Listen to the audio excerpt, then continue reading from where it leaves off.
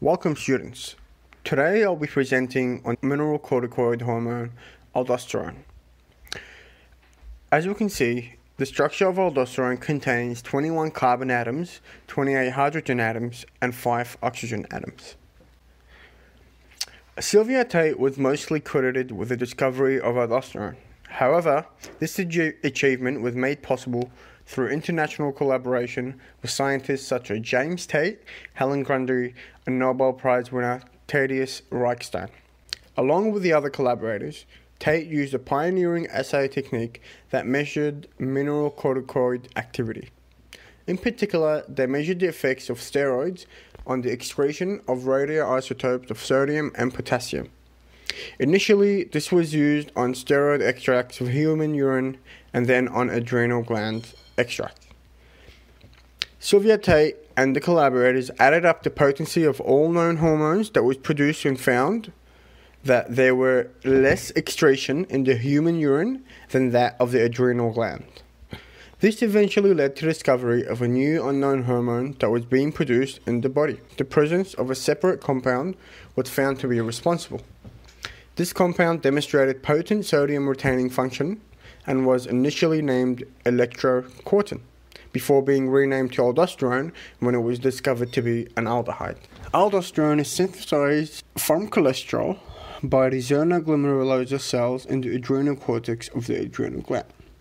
So first, cholesterol moves into the mitochondria, where it is converted to pregnenolone.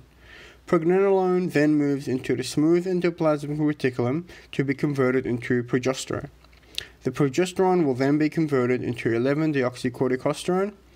The 11-deoxycorticosterone will move into the mitochondria, whereby hydroxylation will lead to the production of corticosterone.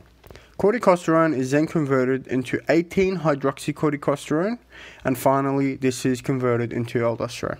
Now that we have established how aldosterone is synthesized, we must look into the conditions that control the production of aldosterone. Factors that stimulate aldosterone synthesis include increased levels of angiotensin II, which we'll get into later, or potassium in the blood or extracellular fluid, and low sodium levels in the blood or extracellular fluid. As sodium attracts water, low levels of sodium in the blood will result in lower fluid volume and therefore lower blood pressure.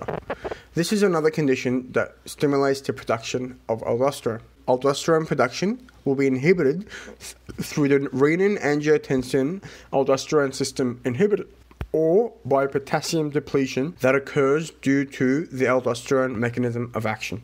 So what is aldosterone's mechanism of action?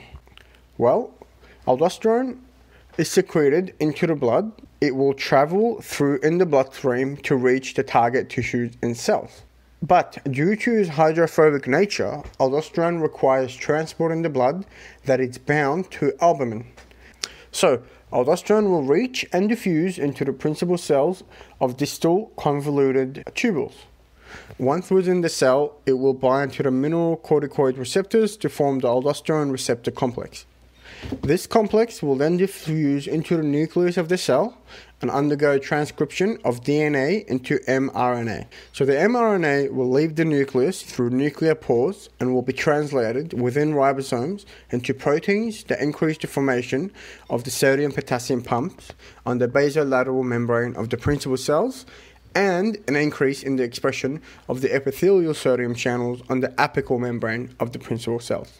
So the action of sodium-potassium pumps and the epithelial sodium channels will allow for sodium reabsorption into the blood. Additionally, this will allow for the movement of potassium from the blood to the late distal tubule through potassium channels on the apical membrane of the principal cells. So the sodium reabsorption will increase blood fluid volume, and therefore this will increase and regulate blood pressure. It's the renin-angiotensin-aldosterone system, or RAAS. The RAAS gets activated when we have low blood volume and blood pressure. When this happens, the liver will release the proenzyme called angiotensinogen. In response to this, the kidneys will release an enzyme called renin. Renin and angiotensin will react to produce angiotensin 1.